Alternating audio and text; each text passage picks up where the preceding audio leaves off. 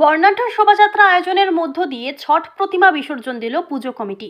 প্রতি বছরের মতো এবছরও 14 নম্বর ওয়ার্ডের মহাকাল পাড়ার সুকান্ত স্পোর্টিং ক্লাব কুমলাই নদীর ঘাটে বড় সড়ো আয়োজনের মধ্য দিয়ে ছট পুজোর আয়োজন করেছিল।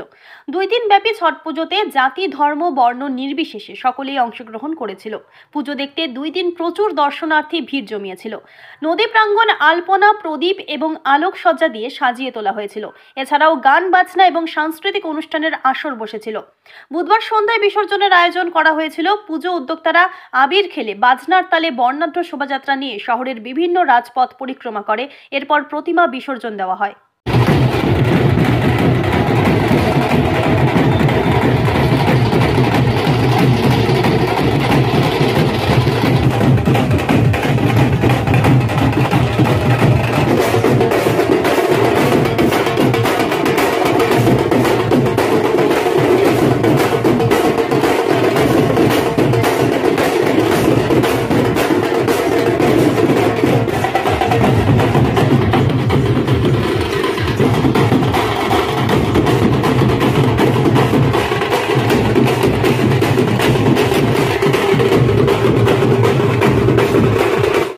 ধূপগুড়ি থেকে ভাস্কর মোহন্তের রিপোর্ট, আমাদের টিভি।